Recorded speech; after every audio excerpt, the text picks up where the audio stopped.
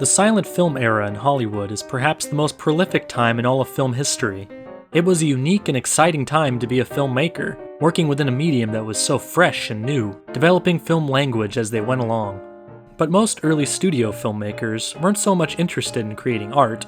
They were more like businessmen creating a supply for a product in which there was a high demand.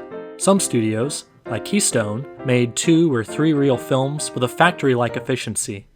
They were written, shot, and edited in a matter of days, and rushed to theaters with equal haste. It was within this rapid-fire environment that Charlie Chaplin got his start in the motion picture industry. His extensive background in vaudeville shaped his highly acute yet improvisational working method, which made him a perfect fit for the Keystone cast of clowns. But soon his ambitions would carry him to heights beyond the basic chase scenes in pratfalls. He began writing, directing, and performing in his own comedies. His perfectionism and passion for quality at the sacrifice of time and strict efficiency separated him from the pack and set an example for others to follow. Soon, he could afford his own film studio and production company with his own salaried employees to work whenever inspiration would strike, assuring that he had complete creative control over every aspect of his pictures, making him a pioneer in auteur filmmaking. His comedies were so successful that he became the most recognizable man in the world. But not so much Charlie Chaplin the man, rather his film alter ego, the Little Tramp. What began as a silly costume for a Keystone film developed into a character that would be a defining symbol for the silent film era. The character has echoes of Chaplin's own humble beginnings. Knowing the pain of hunger, anxiety, isolation, and above all, poverty, made him instantly relatable no matter where his films were being shown. The Tramp was the center of many great comedies, in which he assumed many guises and professions. An ex-convict, a musician, a waiter, an immigrant, a soldier, and in one instance, a lone prospector, lured by a life of wealth and prosperity, in one of the greatest silent comedies of all time, The Gold Rush. Chaplin set out to make a comedy epic based on the famous Klondike Gold Rush, but with a touching human drama at the center of it. A story with his trademark blend of comedy and tragedy. It was one of the most successful films of the silent era and proves to have a timeless appeal with each passing generation. There was a time, however, where Chaplin feared his work was anything but timeless. Sound put a crashing halt to silent film production and left filmmakers like Chaplin questioning their future in the industry. So, in 1942, Chaplin reissued The Gold Rush, but with one major difference: sound. In this episode of Rough Cuts, the silent and sound versions of The Gold Rush will be compared. Is the lasting impact of this film owed to Chaplin's efforts to modernize it? Or does his initial vision as the master of silent comedy withstand as his defining masterpiece?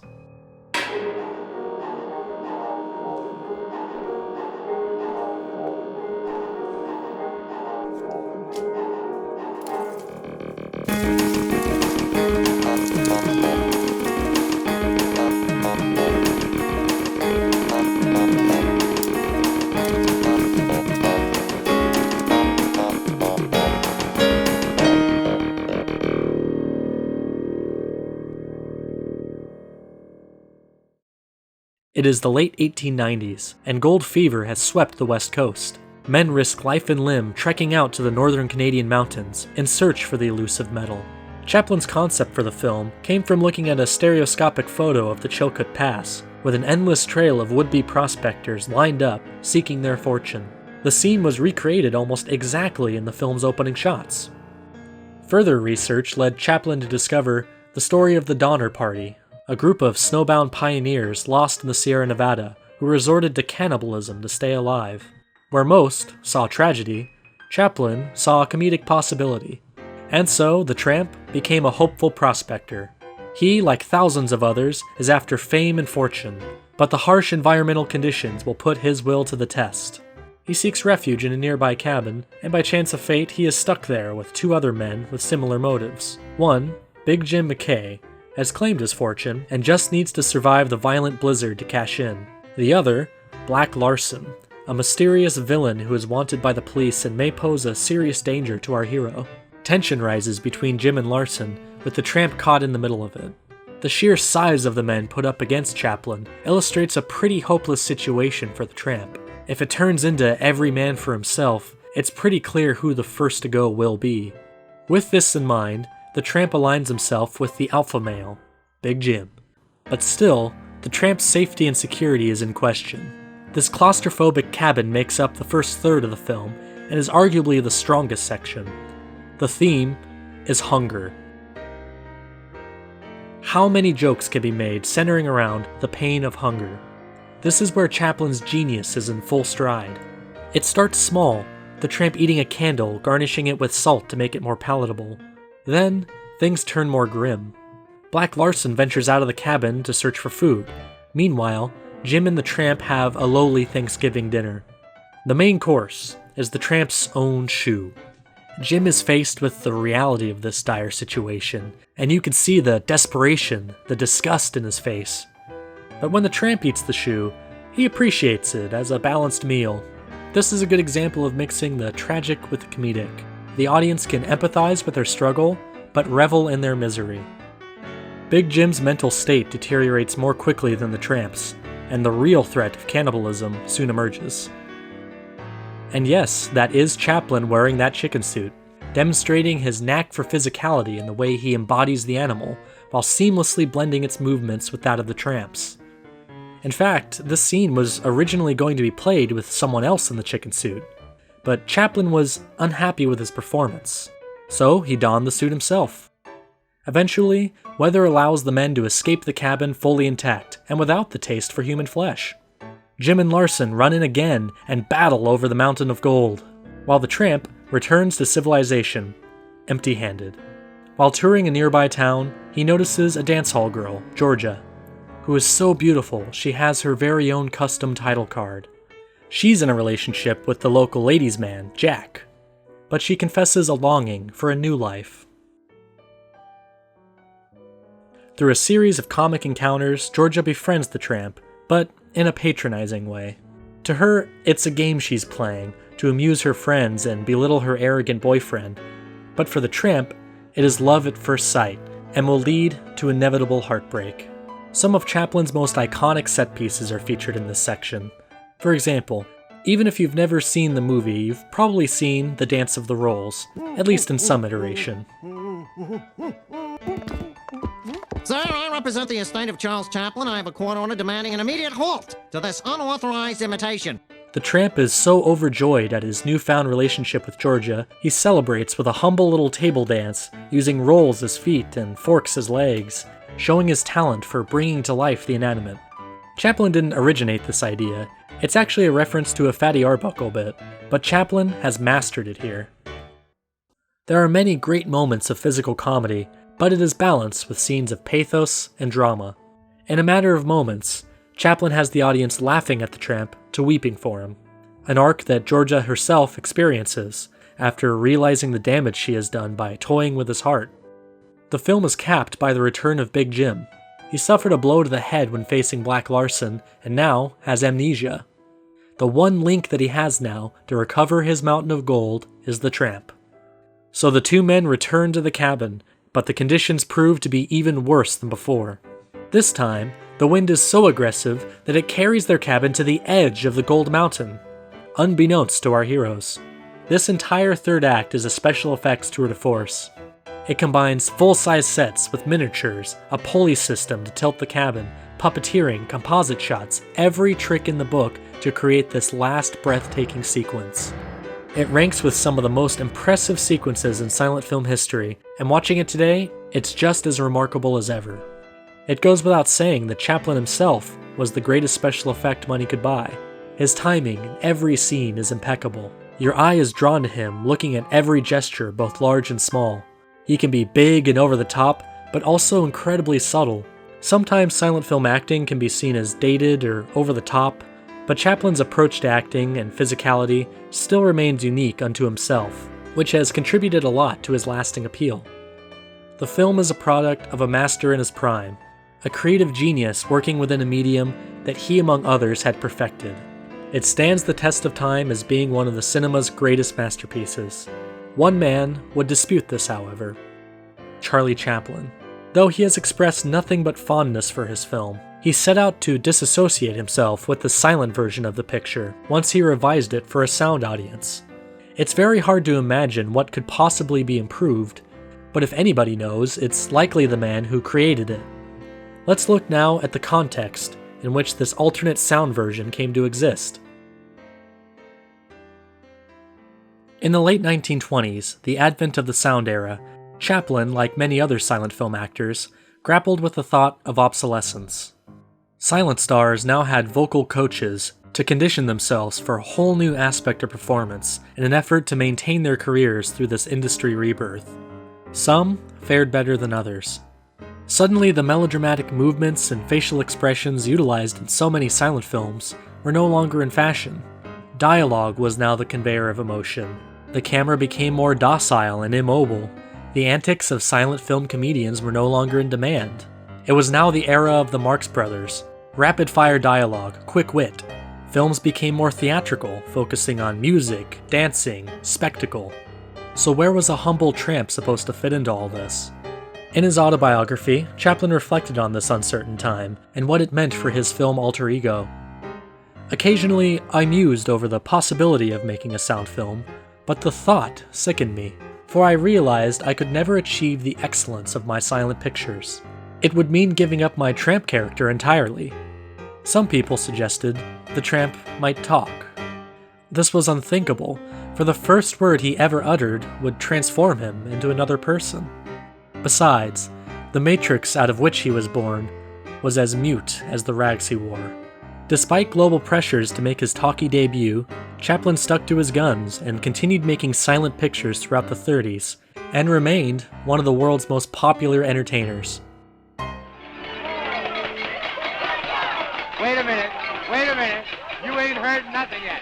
Wait a minute, I tell you, you ain't heard nothing. The massive success of films like The Jazz Singer, Lights of New York, and The Singing Fool were signs that sound was here to stay, and the world waited with eager anticipation as to what Chaplin would do to adapt to the evolving industry. It wasn't until 1940 that Chaplin made his true sound debut in The Great Dictator, his anti-fascist satire of Adolf Hitler and Benito Mussolini. It was met with great controversy and even greater success. Chaplin's film was more openly political than past efforts, and would later contribute to his exile from the United States, but at the time of its release, it proved that his genius could be transferred to the new medium. Chaplin was more popular than ever, but still, the abandonment of silent films troubled him. Because of the disinterest in the past, were his previous efforts destined to become artifacts of a bygone era?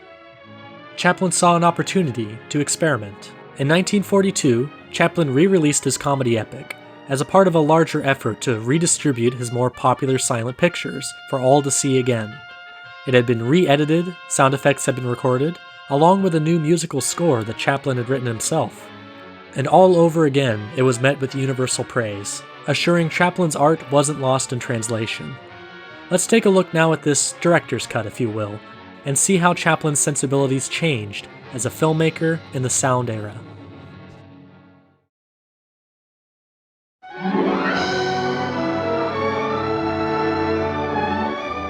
It's easy to see why the film had a fruitful second life, because all of the great iconic moments remain intact, and for the most part unchanged, but with one obvious difference. Far into the icy north, deep into the silent nowhere, came an undaunted lone prospector. Chaplin himself provides a narration through the entirety of the film. He is not embodying the tramp character. He is rather playing an omniscient role. With cheerful optimism, our little Columbus descended into the vast uncharted waste, then stopped, stepped, slipped, and slid. This is mostly a narrative tool to compensate for the lack of intertitles, which have all been removed, but he adds narration to scenes that previously had no dialogue. He is the sole voice of the film, speaking for every character, including his own. "Come here," said Larson. "What are you doing?" "Eating, obviously," said the little fellow. "Get out." Kind of like Get someone out. reading a storybook to you, which has led some to describe the sound version to take on more of a fairy tale quality. "I must have food," yelled Big Jim. "I must have food." Because the film doesn't need to pause for title cards, the already rapid pace is increased. One could argue the efficiency of this choice as a storytelling device, but what ran through my mind was whether it was all really necessary. The voiceover at times can be very distracting from what's happening on screen. It's not to do with Chaplin's performance of the words, rather the actual content. However, I wouldn't say it becomes obnoxious. He lets the more iconic scenes speak for themselves. Chaplin, the silent filmmaker, designed his work to be visually engaging in every frame, filling every scene with action, both big and small. Intertitles were typically pretty sparingly used. It's evident where the title cards have been removed because of the abundance of jump cuts in the film where they used to be. In some instances, outtakes were used as opposed to the original shots, as they were in better condition than the original negative. But for the most part, the footage between the two films is almost entirely the same. Hearing how little the voiceover adds makes one appreciate how on top of his craft he was in his silent days. Everything is communicated clearly without dialogue, or even intertitles. And this is true of the other actors, particularly Max Swain as Big Jim. I find Chaplin's voiceover to get in the way of his performance. His gestures are big and exaggerated, the swinging of his arms, the crazed look in his eyes. It says everything you need to know about him. In the few instances that Chaplin speaks for him, it doesn't allow the audience to fill in that void for themselves. It's strange to say, but I feel the same way about Chaplin's Tramp as well. It taints his vision of the character as purely pantomime that he was so loyal to throughout the sound era. He isn't reciting monologues or anything, but Chaplin knew that the key to the character's success was his universal appeal, that he communicated with his body and could break through any cultural or social boundaries. The little quips that are added here and there are demystifying, and frankly, unnecessary. Speaking for the sound effects, the sound design for the film is very selective. He doesn't fill in all the missing footsteps or the howling wind outside the cabin.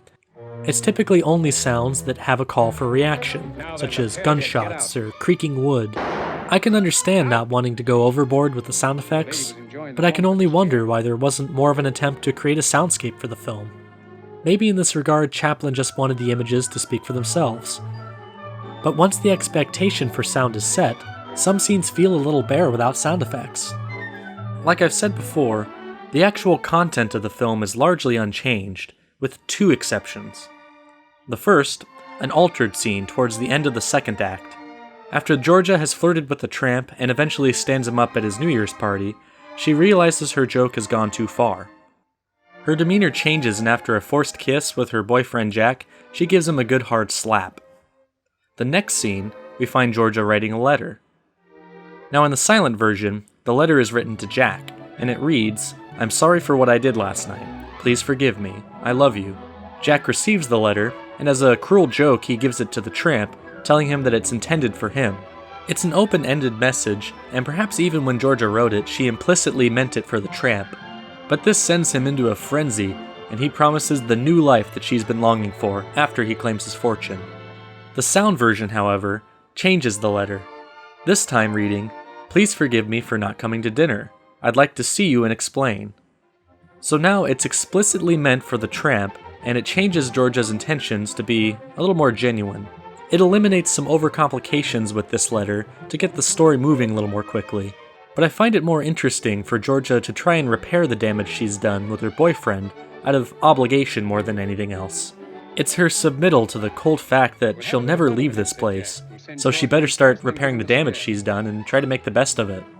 It makes her arc a little more satisfying in the end when she finally is able to break free and leave to start fresh. The sound version simplifies this, and has her bound to the tramp more out of sympathy, but the fact that it omits "I love you" from the letter makes it unclear whether or not they are intended to have a romantic relationship. It's part of the effort to make Georgia a more sympathetic character, and I would say the sound version succeeds in this, but at the sacrifice of making her a little less interesting. The other major change is the ending. The tramp has made his fortune, but there is one thing missing. Georgia. By chance, they both happen to be on the same boat, their paths crossed, and they are reunited. The sound version shows the couple climbing the deck stairs together. It's pretty open-ended of what this could mean. A romantic future? An everlasting friendship? It's evocative of the open-ended nature to the endings of Modern Times and City Lights, where there is room for interpretation about where they go from here. Nevertheless, Chaplin's narration deems it a happy ending. Say this will make a great story, and with a happy ending. And so it was. The silent version took it a little further, though. Once they climb up to the top deck, they are asked to pose for a photograph. They can't help but utilize the moment for a sanctifying kiss, much to the photographer's displeasure. Perhaps Chaplin found it unconvincing that Georgia would really be in love with the tramp after having such little interaction with him. But in their own ways, the respective endings work for the kinds of films that they reflect. The silent film epic ends with a triumphant kiss, he gets the girl, and the storybook sound film ends with an ambiguous happily ever after. The final piece that Chaplin added to his film was his newly written musical score. Among Chaplin's many artistic gifts, music was perhaps his most overlooked. He wrote his own music for all of his sound pictures, one of which, Limelight, won an Academy Award for Best Original Score. Chaplin's music for The Gold Rush is simply phenomenal. It was also nominated for an Oscar, but credited to Max Terr, who adapted and conducted Chaplin's music. The music has a big orchestral sound that lifts the movie up and makes it feel much bigger. It is dramatic and sophisticated, which plays in contrast to the comedy. But this choice makes the scenes that much funnier. This was part of Chaplin's thesis of music and comedy. In his autobiography he writes, "I tried to compose elegant and romantic music to frame my comedies, in contrast to the tramp character. For elegant music gave my comedies an emotional dimension." Musical arrangers rarely understood this. They wanted the music to be funny. But I would explain that I wanted no competition. I wanted the music to be a counterpoint of grace and charm, to express sentiment, without which, Hazlitt says, a work of art is incomplete. The fact that he was able to capture the mood of the piece so many years after its production shows that he hadn't really lost touch with what made his films work, and he still had many ideas of how he could make them better. If the silent version had remained lost or destroyed, the 1942 sound version would still solidify its status as a film classic. During the renewed success of The Gold Rush, the copyright for the original cut of the film was not renewed as it was treated as a separate entity. The silent version remained unseen for several years until film collector Raymond Rohauer obtained the original film elements after Chaplin decided to sell his American studio and liquidate all unnecessary items. Rohauer cobbled together his own bootleg version of the silent cut. This infuriated Chaplin. He sued Rohauer, ordered the film's destruction, and blocked any attempts to redistribute the obsolete silent version. The 42 cut was to be the one and only cut of The Gold Rush. Chaplin's decision made the original unaltered film very difficult to come by for many years. Prints still existed of the silent version, but typically in very shabby quality due to their age. Things changed in 1993 thanks to the preservation efforts of Kevin Brownlow and David Gill. A reconstructed silent version was made, using the best existing elements that could be found in lieu of the original negative, and it is thanks to them, as well as the Chaplin estate's willingness to now let both films coexist, that we can see and appreciate both films. Once both films had been restored, they would almost always be packaged together in the same DVD set. Let's take a look at the first major DVD release by MK2 and Warner Brothers, released in 2003 as a part of their Charlie Chaplin DVD collection. Both sound and silent versions are presented in great quality. The sound version has an option for 5.1 surround sound, which services the musical score very well. The silent version on disc 2 is very unique, as it remains the only home video release that I've seen that tries to recreate the original compilation score by Carly D. Eleanor that would have accompanied the film in 1925. It is performed entirely on piano by Neil Brand, and it makes it feel much more a product of its time, but that's a great thing in its own right. The purist in me loves being able to see the film in this way, as it's the closest representation we have to how audiences would have seen it back in 1925. The piano music is lively and energetic, but also humble compared to Chaplin's big dramatic score. This is a really good DVD, with a nice collection of bonus material as well, and I recommend it if you happen to come across it. But this DVD is no longer in print, as MK2 now works with the Criterion Collection in bringing the Chaplin filmography to home media. They too have released a DVD and Blu-ray of The Gold Rush. Again, both versions are available, but this time on the same disc, and in spectacular quality. I believe the frame rates are slightly different than the Warner Bros. DVD, as the runtimes differ by a few minutes, but whatever the differences may be, they are negligible when watching the movies. You still have your surround sound mix for the sound version, and almost all the special features on the Warner Bros. Disc are ported over, with some added extras about the music, special effects, and restoration that are really worth seeing, and contributed greatly to the making of this video. Criterion has their own presentation of the silent version, and it's my personal favorite of the bunch. It actually uses Chaplin's 1942 score, adapted by Timothy Brock, altering it slightly to fit the longer runtime. For me, this is the best of both worlds. Chaplin's original artistic vision is maintained, while taking full advantage of his brilliant musical track without any distractions from the dialogue. The only way this disc could be improved would be to have Neil Brand's piano score preserved as an alternate audio track. But this makes it worth it to hang on to that Warner Bros. DVD. It must be reiterated though, the silent version is not Chaplin's preferred version of the film. Thankfully though, we can now let them coexist and they can both be appreciated. As far as streaming goes, you're likely to find the Criterion versions of both films, as they hold the current distribution rights. But from what I can tell, the silent version is still in the public domain, and you can likely see it for free online. In my mind, as long as people continue to experience this film in some way, it is a victory for Chaplin.